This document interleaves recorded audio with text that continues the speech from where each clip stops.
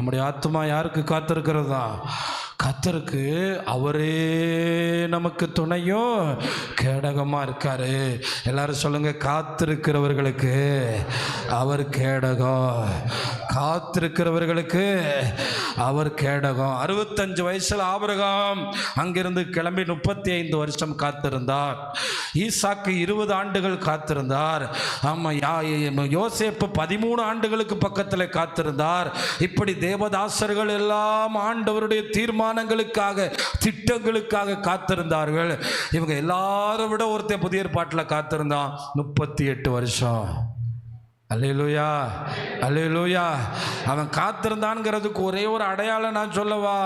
நீ சுகம் அடைய விரும்புகிறாயான்னு கேட்டப்ப ஆண்டவரை, யாராவது என்னை தூக்கி விட்டுருவாங்க, இந்த குளத்துக்குள்ள நான் விழுந்து எந்திரிச்சு சுகமாயிருவேன் தானே நான் இந்த வாசல்ல உட்கார்ந்துருக்கேன். இல்லைன்னா எங்க வீட்டுக்கு நான் போயிருக்க மாட்டேன்னா. 38 வருஷம் கூட எத்தனையோ பேர் வாழ்கிறதில்ல. ஆனால் 38 வருஷமாக காத்திருக்கிற அவனுக்காக ஆண்டவர் பெதஸ்தா கரைக்கு வந்தார். உங்களுக்கு ஒன்று சொல்லவா? பெதஸ்தா கரையில் வேறு ஒருத்தனை கூட அவர் சுகமாக்கலை. வேறு ஒருத்தனை கூட அவர் சுகமாக்கலை. ஏன்னா வந்தது உங்களுக்காகத்தான். அல்லேலூயா. எத்தனையோ நோயாளிகள் இருந்தார்கள். நேற்று வந்தவன் இருந்திருக்கலாம், புதிதாய் வந்தவன் இருந்திருக்கலாம், நாம் இருந்திருக்கலாம். ஆனால் அவன் 38 வருஷமாக இருக்கானே, அவருக்கு காத்திருக்கிறவர்களுக்கு அவர் கேடகமாக இருக்காரு. அவருக்கு காத்திருக்கு. நான் என் ஆண்டவருக்காக காத்திருப்பேன், என் ரட்சிப்பின் தேவனுக்காக காத்திருப்பேன். கர்த்தருக்கு காத்திருக்கிறது நல்லது என்று சங்கீதக்காரன் சொல்லுகிறார். நாம் ஆண்டவருக்கு காத்திருக்கிறவர்களாய் காணப்பட வேண்டும். ஏனென்றால் இளைஞர்கள் இளைப்படைந்து சோர்ந்து போவார்கள். இளைஞர்கள் சோர்ந்து போவாங்களா? நினச்சி பாருங்க. அவங்க வாழ்க்கையில் ஒரு லெக்க எடுக்கும்போது, எனக்கு பலன் இருக்குது, எனக்கு வலிமை இருக்குது, எனக்கு ஞானம் இருக்குது, எனக்கு படிப்பு இருக்குது, இன்னொரு வருஷம், இன்னொரு வருஷம், இன்னொரு வருஷம், இன்னொரு வருஷம். ஏன்னா அந்த வாலிபர்கள் இளைப்படைய மாட்டார்கள். ஆனால் கர்த்தருடைய வார்த்தை ஏசாயா 40 சொல்லப்பட்டிருக்கு, இளைஞர்கள் இளைப்படைந்து சோர்ந்து போவார்கள், வாலிபர்களும் இடறி விழுவார்கள். கர்த்தருக்கு காத்திருக்கிறவர்களோ காலையில் எழும்பி ஓடி ஓடி டயர்டாகி இன்னைக்கு பலவீனங்களை சுமக்கிற தேவ பிள்ளையே, காலையில் தேவ சமூகத்தில் காத்திருக்கிறவர்கள் எத்தனை பேர்? புது பலன் அங்கிருந்து வருகிறது. மாத்திரையில் இருந்தா வருகிறது. புது பலன் எங்கிருந்து வருகிறது? மருந்தில் இருந்தா வருகிறது. படைத்தவர் நமக்குள்ள இருந்து செயலாற்றும் போதுதான் புது பலன் வருகிறது. புதிய லெக்குகள் கிடைக்கிறது. புதிய நம்பிக்கை பிறக்கிறது. புதிய வாழ்வு உண்டாகிறது. கர்த்தருக்கு காத்திருக்கிறவர்களோ எனக்கு சொல்கிறாங்க, ஓடுறேன் ஓடுறேன் ஓடுறேன், கடைசியில் போய் ஆஸ்பத்திரியில் கிடக்குறாங்க. ஓடுறேன் ஓடுறேன் ஓடுறேன்னு. எல்லாத்துக்கும் ஒரு எண்டு இருக்குங்க. ஆனால் கர்த்தருக்கு காத்திருக்கிறவன் கழுகுகளை போல செட்டைகளை அடித்து எழும்புவார்கள். தேவ சமூகத்தில் காத்திருக்கிற அனுபவங்கள் உண்டா? இன்னைக்கு நிறைய பேர் தேவ சமூகத்தில் காத்திருக்கிறதும் தேவனுக்கு காத்திருக்கிறதையும் அற்பமாக நினைக்கிறாங்க. நான் ஒன்று சொல்கிறேன், அவர் நமக்குரியதை ஆயத்தம் பண்ணி கொண்டிருக்கும் வரை நாம் காத்திருக்க வேண்டும். அவர் நமக்குரியதை ஆயத்தம் பண்ணி கொண்டிருக்கிறார் என்று விசுவாசித்து நாம் காத்திருக்க வேண்டும். அல்லேலூயா, அல்லேலூயா. எனக்கு பார்க்கும்போது பெங்களூரில் ராஜுன்னு ஒரு பிரதர் இருக்காங்களே, பாவங்கள் போக்கவே பாட்டு, அவரை பார்த்தா எப்படி தெரியுது உங்களுக்கு? எப்படி தெரியுது? கருப்பாக இருக்காருன்னு தெரியுதா? சாதாரணமாக தெரியுதா? 800 பிள்ளைகளை படிக்க வச்சிட்ருக்கார். ஒரு பள்ளிக்கூடத்தை உருவாக்கியிருக்கார். ஒரு ஸ்கூல் நடத்துகிறார். ஒரு ஹாஸ்பிட்டல் நடத்துகிறார். கைத்தட்டி கர்த்தரை மகிமைப்படுத்துங்க. அல்லேலூயா. என்ன நடத்துகிறாரு? ஒரு ஸ்கூல் நடத்துகிறாரு. ஒரு இலவச ஹாஸ்பிட்டல் நடத்துகிறாரு. 800 பிள்ளைங்களை படிக்க வச்சுக்கிட்டு இருக்காரு. அவர் ஒரு பாத்ரூம் இல்லாத ஒரு வீட்டில், ஒரு கூரை வீட்டில் பிறந்து ஒரு குடிகார அப்பனுக்கு பிறந்த ஒரு மகன்தான். ஆனால் தேவனை நம்பி சத்தியத்தை தூக்கி இன்னைக்கு பெங்களூர் பட்டணத்தில் ஒவ்வொரு இரவும் முழு இரவு ஜெபம் நடத்துகிறார். ஆயிரக்கணக்கான ஐடி எம்ப்ளாயிஸ், ஆயிரக்கணக்கான வாலிபர்கள் ஆண்டவருக்கு நேராக திரும்புகிறாங்க. ரோடுகளில் ஊழியங்களை செய்கிறாங்க. ஒவ்வொரு நாளும் ஆண்டவருக்கு அவருக்கு எதுவுமே கிடையாது. சொல்லப்போனால் அவர் இங்கே யாருக்குமே தெரியாது. அவரோட பாட்டு ஒன்று மட்டும் நம்ம எல்லாரும் அடிக்கடி கிறிஸ்துமஸ் அன்னைக்கு பாடுவோம், பாவங்கள் போக்கவே சாபங்கள் நீக்கவேன்னு. ஆனால் அந்த தேவ மனுஷனை கர்த்தர் பயன்படுத்துறதை பார்க்கும்போது எனக்கு ஆச்சரியமாக இருந்துச்சு. ஏன் தெரியுமா? தேவனுக்கு காத்திருக்கிறார்கள். சத்தமாக ஒரு ஆமென் சொல்லுங்களேன். அல்லேலூயா. அவர் சொல்லுவார், 2 சட்டை இருந்தால் ஒரு சட்டையை கொடுத்துருவேன். எனக்குன்னு வச்சுக்கிற மாட்டேன். நான் அந்த வழியில் வந்தவன். யாராவது வீட்டில் படிக்கலையா கூப்பிட்டு வந்துடுவாரா? இப்படி வந்து வந்து வந்து வந்து இன்றைக்கி ஆண்டவர் ஆயிரங்களுக்கு பிரயோஜனமா, லட்சங்களுக்கு பிரயோஜனமா கத்தர் மாத்துறாரு. நீங்கள் அவருக்கு காத்திருந்தீங்கன்னா உங்களுக்காக சுதந்திரங்களை கத்தர் ஆயத்தப்படுத்துகிறாரு. நீங்கள் காத்திருக்க முடியாததுக்கு காரணம் என்னென்னு 37ஆம் சங்கீதத்தில் சொல்லிட்டார். பொல்லாதவன் மேல் எரிச்சல். அவன் சர்ச்சுக்கு போகல, அவன் வீடு கட்டிட்டான், அவன் சர்ச்சுக்கு போகல, அவன் இடம் வாங்கிட்டான், அவன் சர்ச்சுக்கு போகல, நீ ஏன் அவனை பார்க்குற? அவனை நீ பார்க்காத. 37ஆம் சங்கீதத்தை படிச்சு பாருங்க. அவன் மேல எரிச்சல் ஆகாத. நம்ம அதுக்காக இந்த பூமிக்கு வரல. கர்த்தருக்கு காத்திருக்கிறவர்களோ பூமியை சுதந்தரிப்பார்கள். அறுப்புண்டு போவதோ துன்மார்க்கனுடைய முடிவு. அறுப்புண்டு போயிடுவான், இல்லாம போயிடுவான், காணாம போயிடுவான். நம்ம அப்படி இல்லை, என்றென்று வாழ்கிற கூட்டம். அதனால் எப்பயாவது எவனாவது ஏதாவது வாங்கிட்டான்னு எரிச்சல் வந்துச்சுன்னா நான் சொல்கிறேன், அடிக்கடி 37, 73 இது ரெண்டை மட்டும் திரும்ப படிச்சிங்கன்னா கண்ணு திறந்துடும். அவனுக்கு என்ன புதுசாக வாங்கிட்டான், வாங்கட்டுயா. கர்த்தருக்கு காத்திருக்கிறவர்களை பூமியை சுதந்தரிப்பார்கள். ஆண்டவர் ஏன் இவ்வளோ சபைகளை வச்சிருக்காரு? 7 வருஷம் கழித்து திரும்ப வந்து ஆளுகை செய்வோம். அல்லேலூயா. 5 வருஷம் ஆட்சிக்கு முட்டுறீங்க, இன்ஸ்டாகிராம், ஃபேஸ்புக்கில், யூடியூப்பில் போட்டு கத்துறீங்களே. நாம் கொஞ்சம் பொறுமையாய் கர்த்தரை பின்பற்றி போனால் 1000 வருடம் ஆளுகை செய்வார் ஆண்டவரே சுதமே. 1000 வருடம் ஆளுகை செய்வார் ஆண்டவரே சுதமே. நீதி சமாதானம், நீதி சமாதானம் நிறைந்தே இருக்கும் ஜோதியின் ஆளுகையில். நீதி சமாதானம் நிறைந்தே இருக்கும் ஜோதியின் ஆளுகையில்.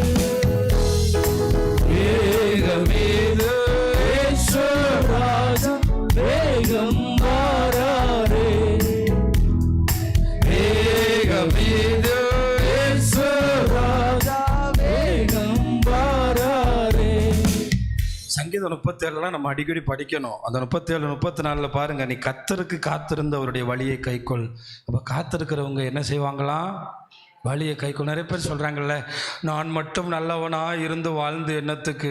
எல்லாரும் லஞ்சம் கொடுக்கிறார்கள், எல்லாரும் கொள்ளையடிக்கிறார்கள், எல்லாரும் அநியாயம் பண்ணுகிறார்கள். ஆனால் கர்த்தருடைய வார்த்தை சொல்லுது, கர்த்தருக்கு காத்திருந்து அவருடைய வழிகளை கைக்கொள்ளணுமா, நீ அப்பொழுது நீ பூமியை சுதந்தரித்து கொள்வதற்கு அவர் உன்னை உயர்த்துவார். எல்லாரும் சேர்ந்து சொல்லுங்க, நீ பூமியை சுதந்தரித்து கொள்வதற்கு அவர் உன்னை உயர்த்துவார். அப்போ எதுக்கு 6 நாள் உலகத்தை படைச்ச ஆண்டவர் 6000 வருஷம் உலகத்துக்கும் 1000 வருஷம் அவருக்கும் வச்சிருக்காரு? ஓய், 6000 வருஷம் உலகத்துக்கும் 1000 வருஷம் அவருக்கு வச்சிருக்காரு. காத்திருக்கிறவர்களுக்காக சுதந்திரிக்கிறதுக்கு. சரிம்மா? காத்திருக்கிறவங்களுக்காக சுதந்திரிக்கிறது. நான் அடிக்கடி சொல்கிறது, பழைய ஏற்பாட்டு பரிசுத்தவான்கள் யாருமே 1000 வருஷம் இந்த பூமியில் இல்லை. ஆனால் புதிய ஏற்பாட்டு பரிசுத்தவான்களுக்கு நீங்கள் வாழ்ந்த வருஷ ஆயுஷோட இன்னொரு 1000 இந்த பூமியில் தரப்போறாரு. கையை தட்டி கர்த்தரை மகிமைப்படுத்துங்க. அல்லேலூயா. பழைய ஏற்பாட்டு பரிசுத்தவான்களுக்கு ஆளுகை இல்லையே. ஆளுகை அவர்கள் ராஜ்யபாரத்திலே முடிச்சுட்டாங்களே. அவரோடு கூட பாடுகளை சகித்தால் அவரோடு கூட. அதனால் பாடுகளை பார்த்து பயப்படாதீங்க. பழைய ஏற்பாட்டு பரிசுத்தவான்களை விட நமக்கு இந்த பூமியில் ஆயுசு இருக்குது. எப்படி சொல்கிறீங்க? 1000 வருஷம் இயேசுவோட இந்த பூமிக்கு வருவோம். விசுவாசிக்கிறவங்க சத்தமாக ஆமேன்னு சொல்லுங்கள். அதனால் நீங்கள் ஒன்றும் கவலைப்படாதீங்க. இங்கே இருக்கிற காரியங்களை குறித்து கவலைப்படாதீங்க. சில நேரங்களில் நமக்கு சுதந்திரிக்க முடியாமல் போனாலும் இந்த வார்த்தை சொல்லுது, உயர்த்துவார். துன்மார்க்கன் அறுப்புண்டு போவதையும் நீ பார்ப்பேங்கிறார். அப்போ காத்திருந்தா அவன் அப்படி ஏறி அப்படி இறங்குறான். ஒரு நிமிஷத்தில் பாழா போகிறான், ஒன்றும் இல்லாமல் போகிறான். ஆனால் அவனை பார்த்தாக்கும் நம்ம என்ன பட்டுக்கிட்டு இருக்கோம்? பொறாமப்பட்டு இருக்கோம். ஆனால் தாவீது இதெல்லாம் பார்த்துருக்காரு. கொடிய பலவந்தனாகி ஒரு துன்மார்க்கனை கண்டேன். அவன் தனக்கேற்ற நிலத்தில் முளைத்திருக்கிற பச்சை மரத்தை போல தலைத்தவனாக இருந்தான். ஆனாலும் அவன் ஒளிந்து போனான். பாருங்கள், அவன் இல்லை. அவனை தேடினேன், அவனை காணோம். ஒரு ஆளும் போயிட்டாருன்னா 2 நாள் ஆனால் அவரை பற்றி பேசுகிறது, இப்படி ஒருத்தன் இருந்தானுங்கிறதே இல்லாத அளவுக்கு அவன் காணப்படலை. நம்மை குறித்து பரலோகம் பேசும், நம்மை குறித்து தூதர்கள் பேசுவார்கள். அதனால் நீர் தர்ற வரைக்கும் நான் காத்திருப்பேன், நீர் எனக்கு தர்றதுக்காக நான் காத்திருப்பேன். நான் அவசரப்பட மாட்டேன். அவசரப்பட்டு ஆகாள்களை தேடிட்டா, அவசரப்பட்டு இஸ்மவேல்களை தேடிட்டா பின்னாட்களில் நடந்தது ரொம்ப கஷ்டம் அல்லவா? அந்த வழிகளை ஆபிரகாம் தெரிஞ்சுக்கிட்டனால தான் ஆபிராமாய் இருக்கும்போது ஆகார்களை தேடினான், ஆபிராமாய் இருக்கும்போது எகிப்துக்கு போனான், ஆபிராமாய் இருக்கும்போது இஸ்மவேலை பெற்றான், ஆபிரகாமாய் மாறின போது காத்திருந்தான். கைகளை தட்டி கர்த்தரை மகிமைப்படுத்துங்கள். அல்லேலூயா. ஆபிராம் காத்திருக்க தவறினான். மனைவியினுடைய ஆலோசனை நன்றாக இருந்தது. ஆனால் ஆபிரகாம் என்பவனிடத்திலே, ஆவிக்குரியவனிடத்திலே ஒரு குறைவும் இல்லை. நாம் ஆபிரகாமாய் மாற்றப்பட்டிருக்கிறோமா? நாம் ஆண்டவரிடத்தில் ஞானஸ்தானம் பெற்ற பிறகு இப்படிப்பட்ட துன்மார்க்கர்களைப் போல நாம் உலகத்தின் காரியங்களிலே மேன்மையை நாடிக்கொண்டிருக்கிறோமா? காணவில்லை. நீ உத்தமனை நோக்கி செம்மையானவனை பார்த்திரு, அந்த மனுஷனுடைய முடிவு சமாதானம். கையை நல்லா உயர்த்தி சத்தமா, முடிவு சமாதானம் சொல்லுங்க. முடிவு சமாதானம். முடிவு உங்களுக்கு கர்த்தர் சமாதானமான முடிவை வச்சிருக்காரு. நீங்க காத்திருக்கிற ஒவ்வொரு ஆசீர்வாதத்திலையும் கர்த்தர் சமாதானமான முடிவை வச்சிருக்காரு. அப்படி நம்பி ஆண்டவருக்கு காத்திருக்கணும், தைரியமா இருக்கணும். என்னால் காத்திருக்க முடியலையே, தடுமாற்றம் வருதேன்னு, அது காலை ஜெபத்தை விட்டுருப்பீங்க. என்னால் காத்திருக்க முடியலையே, தடுமாற்றம் வருதே, அது குடும்ப ஜெபத்தை விட்டுருப்பீங்க. என்னால் காத்திருக்க முடியலையே, தேவ சத்தம் இல்லையே, நீங்கள் தேவனை விட்டு தூரம் போயிருப்பீங்க. தேவனோடு இருக்கும்போது அந்த காத்திருக்குதலுக்கான பலனை, அந்த கிருபையை கர்த்தர், அந்த பொறுமையை கர்த்தர் தருவார். அந்த பொறுமை. அப்போ யோபுக்கு ஒரு வெளிச்சம் தெரிஞ்சிருக்குல்ல, யோபுக்கு ஒரு நம்பிக்கை தெரிஞ்சிருக்குல்ல. அவருடைய வாயிலெல்லாம் அவர் தேவனை அறிக்கை செய்து கொண்டே இருந்தாரே, அவைகளெல்லாம் நமக்கு பாடலாக இருந்ததே. அவர் உயிர்த்தெழுதலை பற்றி பேசுகிறாரே.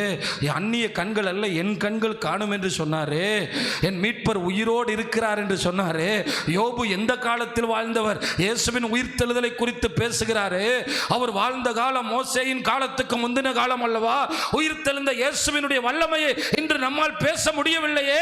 அந்த வல்லமை நமக்குள்ளே கிரியை செய்யவில்லையே. அந்த வல்லமை செயல்பட நாம் காத்திருக்க வேண்டும். சீசர்கள் வாழ்க்கையில் எவ்வளவு குறைவுள்ளவங்க தான், எவ்வளவோ தடுமாறினவங்க தான். அவங்க செஞ்ச ஒரே நல்ல காரியம், 2 மணி நேரம் ஆராதனையில் 10 தடவை வெளியே போகிறவங்க இருக்காங்க, திரும்பி பார்த்துக்கிட்டே உட்காந்துருக்கவங்க இருக்காங்க. 10 நாள் ஒரே அறையில் 120 பேர் உட்கார்ந்து காத்திருந்தாங்க. அவங்க வாழ்க்கையே மாறிச்சு, அவங்க தலையெழுத்தே மாறிச்சு, அவங்க தொழிலே மாறிச்சு.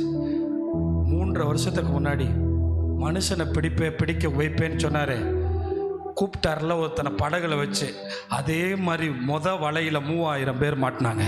கையை தட்டி கர்த்தரை மகிமைப்படுத்துங்க. அல்லேலூயா. செஞ்சது ஒன்று தான், என்ன செய்யறதுனே தெரில. 10 நாள் ஆண்டவரே சொல்லிட்டு போயிட்டீங்க, மறுபடி 40 நாள் சொல்லிகிட்டே போனீங்க.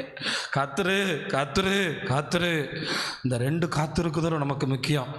நீங்கள் உங்கள் வாக்கு தத்துவம் நிறைவேற 3 மாதமோ 6 மாதமோ காத்திருக்கணும்னா, நீங்கள் டெய்லி தேவ சமூகத்தில் காத்திருந்தா தான் அதை எட்டி பிடிக்க முடியும். அல்லேலூயா. அதை எட்டி பிடிக்கிறதுக்கான பலன் அங்கேருந்து தான் கிடைக்கும். அதை எட்டி பிடிக்கிறதுக்கான நம்பிக்கை அங்கேருந்து தான் கிடைக்கும். அப்படி இல்லைன்னா அவிசுவாசத்தில் தாறுமாறானவைகளை நம்ம செஞ்சிருவோம். உத்தமனுடைய முடிவு என்னவா? சமாதானம். நல்ல கவனிங்க. அக்கிரமக்காரர் ஏகமாக அழிக்கப்படுவார்கள், அறுப்புண்டு போவதே துன்மார்க்கருடைய முடிவு. அவன் முடிவு இங்கேயோட கம்ப்ளீட் ஆயிரும். ஆனால் நமக்கு அப்படி இல்லை, இங்கேருந்து தான் தொடங்குது. அல்லேலூயா. அதனால தான் அவன் எதையும் பார்க்கறதில்ல. அவன் தீமையை செஞ்சுக்கிட்டே இருக்கான், அவன் துன்மார்க்கன், அநியாயம் பண்ணிக்கிட்டே இருக்கான். அவன் நல்லா இருக்கிறது போல உங்களுக்கு தெரியும். ஆனால் நீங்கள் அதை சரியாக கண்டுபிடிக்கணும்னா நீங்கள் வேதத்தை நல்லா பார்க்கணும். ஆபகுக்குள்ளேயும் நீங்கள் படித்து பார்த்தீங்கன்னா அதுலேயும் துன்மார்க்கனுடைய முடிவை எழுதி வச்சிருப்பார். இவைகளெல்லாம் நீங்கள் உற்று பார்த்தா நீங்கள் தேவனுக்கு காத்திருக்க தயங்கவே மாட்டீங்க. எல்லா கிறிஸ்தவ வாழ்க்கையிலையும் தொடக்கத்தில் எங்கேயோ இருந்தோ தான் வந்தோம். ஆனால் நியாயாதிபதிகள் வரும்போது நல்லா சோர்ந்துருச்சிருவோம். ஆனால் அதுக்கப்புறம் இஷ்டப்படி வாழ ஆரம்பிச்சிருவோம். அதான் சொல்கிறேன், உங்கள் உயர்வை தடை பண்ணக்கூடாது. ஆமாம், நாங்கள் தான் இப்போ கல் வீடு கட்டிட்டோம்ல, காம்பவுண்டு கட்டிட்டோம்ல, பாத்ரூம் கட்டிட்டோம்ல, வீடு கட்டிட்டோம்ல, உயர்ந்துட்டோம். ஒவ்வொரு நாளும் காத்திருக்கணும், பூமியை சுதந்திரிக்கணும், ஒவ்வொரு நாள் அவர் சமூகத்தில் நிற்கணும். சத்தமாக ராமன் சொல்லுங்களேன். நான் சொல்கிறேன், கிறிஸ்தவனோட வளர்ச்சியை தடை பண்ணது கிறிஸ்தவன் தான். நியாயாதிபதிகள் காலத்தில் அவனே தனக்கு சூனியம் வச்சுக்கிட்டான், அவனே எதிரியினுடைய கையில் மாட்டிக்கிட்டான். ஆண்டவர் சொன்னபடி எதிரியையும் அளிக்கல, ஆண்டவரை சார்ந்து கொள்ளாமலும் போனார்கள். கடைசியில் ஆண்டவரே கூப்பிட்டாங்க. அப்படி இருக்கக்கூடாது. ஒவ்வொரு நாளும் நம்முடைய வாழ்க்கையில் அவர் தேவை. அவர் இல்லாமல் நம்ம வாழ முடியாது. அதை நீங்கள் புரிந்து கொண்டால் நிச்சயமாக தேவனுடைய பிள்ளைகளை பூமியை சுதந்திரிக்கும்படி உயர்த்துவார். ஆபிரகாம் ஒருவனாயிருந்து அந்த தேசத்தில் குடியிருந்து அவன் அந்த தேசத்தை சுதந்திரித்தான் என்று வேதம் சொல்லுது. வேறு யாரும் தேவையில்லை. பக்கத்தில் இருக்கவங்க ஆள சொல்லுங்கள், ஆண்டவர் உங்கள் கூட இருந்தால் நீங்கள் சுதந்திரிக்கலாம், கண்டிப்பாக சுதந்திரிக்கலாம். ஏன்னா இந்த ஒருவரோட உலகத்தையே படைச்சவர் கூட வரும்போது, எமோரியராக இருக்கட்டும், எபூசியராக இருக்கட்டும், கானானியராக இருக்கட்டும், யாராக இருக்கட்டும், அந்த 7 ஜாதிகளை கத்தர் ஓட ஓட விரட்டி கத்தர் நம்மை சுதந்திரிக்க பண்ணுவார். அதனால தான் சொல்கிறேன், ஆமாம், அங்கே கிடைக்கிது, இங்கே கிடைக்கிது, அங்கே வாங்கு, இந்த கடனை வாங்கு, இந்த கடனை வாங்க, ஒரு நாளும் ஜெபிக்க முடியாது. அங்கே உருட்டு, இங்கே பெரட்டு, அங்கே உருட்டு, இங்கே வரட்டு. கொஞ்சம் நிறுத்தணும், கொஞ்சம் சத்தம் கேட்கணும். ஏன்னா நமக்கு பூமியை சுதந்திரிக்கிற பாக்கியம் இருக்குது, நமக்கு பூமியை சுதந்திரிக்கிற பாக்கியம் இருக்குது. அல்லேலூயா. ஒரு தடவை தாமஸ் ராஜ் ஐயா சொன்னார், ஒரு தடவை போய் அவருக்கு ஆண்டவர் ஒரு இடம் வாங்குறதுக்காக பார்த்துட்டு வந்தாராம். அந்த இடத்த வாங்கி பார்க்கும்போது நல்லா ஒருத்தர் வந்து சொன்னானா, ஐயா நீங்களே வாங்கிக்கிறீங்கன்னு, நீங்களே இதை வாங்கிக்கிறீங்க, உங்களுக்கு தான் இது அப்படின்னு. ஆனால் அப்போ அவர் இஷ்டம் இல்லாமல் வந்துட்டாராம். 20 வருஷம் கழித்து இன்றைக்கி அதே இடத்துல தான் ஆண்டவர் மிகப்பெரிய ஆலயத்தை கட்டி எழுப்பியிருக்காரு. 20 வருஷம் கழிச்சு எந்த இடத்த போய் பார்த்துட்டு வந்தாரோ அதே இடத்துல இன்றைக்கி சென்னையில் மிகப்பெரிய சபையை கத்தர் கட்டுற. 1 வருஷம் ஜோம் பண்ணிகிட்டு இருக்காங்க அந்த சபையினுடைய திறப்புக்காக. 1 வருஷமாக ஜோம் பண்ணுறாங்க. அப்போ ஆண்டவர் ஒரு காலங்களை வச்சுருக்காரு, ஆண்டவர் ஆயத்தப்படுத்தியிருக்காரு. அவர் இடத்த மட்டும் ஆயத்தப்படுத்தலை, இடத்தோடு கூட ஆலயத்தையும் ஆயத்தப்படுத்தியிருக்காரு. என்ன ஆயத்தப்படுத்தியிருக்காரு? அதான் சொன்னார், அந்த ஆலயத்தை நாங்கள் கட்டுறதுக்கு எங்கள் மைண்டில் யோசிக்க கூட இல்லை. இப்படி ஒரு ஆலயம், இப்படி ஒரு காரியம்.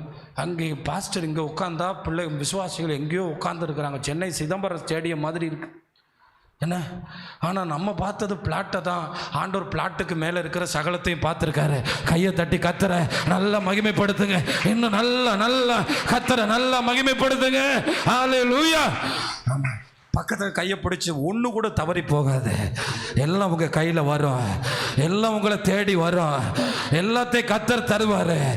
காத்திரு, கையை அப்படியே மேலே வைத்து சொல்லுங்க, காத்தீரு பொறுத்தீரு கத்தரையே நம்பீரு, காரியத்தை வாய்க்க செய்வார், உன் சார்பில் செயலாற்றுவார். காத்தீரு பொறுத்தீரு மகளே, காத்திரு, சோர்ந்து போகாத, காரியத்தை வாய்க்க செய்வார், உன் சார்பில் செயலாற்றுவார். தீயவன் செயல் குறித்து கையை நல்லா தட்டி, மதம் பதறாத,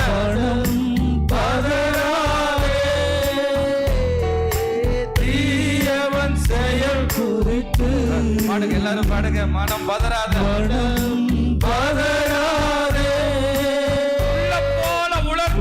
போல் உணர்ந்து போய் போல் உதித்து இல்லாமல் போய்விடு, புல்லை போல் உணர்ந்து கையை தட்டு உதித்து எல்லாரும் இல்லாமல் போய்விடு. காத்திரு பொறுத்திரு கத்தரை நம்பீரு, காரியத்தை வாய்க்க செய்வார். செயலாற்றுவார்.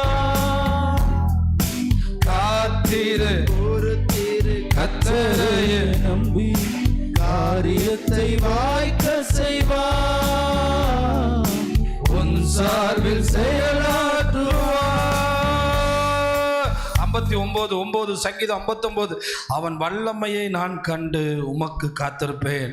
தேவனே எனக்கு உயர்ந்த அடைக்கலம். சங்கீதக்காரனாகிய தாவீது, சவுல் தாவீதை கொல்லுவதற்காக ஏவலாட்களை அனுப்பின போது பாடின சங்கீதம். அவன் ஆண்டவரை மிலிட்ரியோடு வந்திருக்கான், அணுகுண்டோடு வந்திருக்கான், துப்பாக்கியோடு வந்திருக்கான், இராணுவத்தோடு வந்திருக்கான், பீரங்கியோடு வந்திருக்கான். ஆனால் நான் உமக்கு காத்திருப்பேன், நான் உமக்கு காத்திருப்பேன் அப்படின்னு சொன்னார்ல. சவுலுக்காவது பலன் இருந்துச்சு, இராணுவத்தில் நிற்கிற அளவுக்கு வலிமை இருந்துச்சு. ஆனால் தாவீதை பார்க்கும்போது ரொம்ப அழகானவன் தான். தாவீது பலத்திலையும் பராக்கிரமத்திலையும் குறைவுள்ளவன் அல்ல.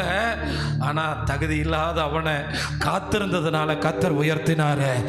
இந்த காலை வேளையில் ஆண்டவருக்கு காத்திருக்கிற நீங்கள் சோர்ந்து போகாமல் இந்த நாளில் ஒரு தீர்மானத்தோடு, ஆண்டவரே உம்முடைய சமூகத்தை புறக்கணிக்க மாட்டேன், உம்முடைய பிரசன்னத்தை புறக்கணிக்க மாட்டேன், நீர் எனக்கு தருவீர் என்று சொல்லி உமக்கு நான் காத்திருப்பேன் என்று சொல்லி பாருங்கள்.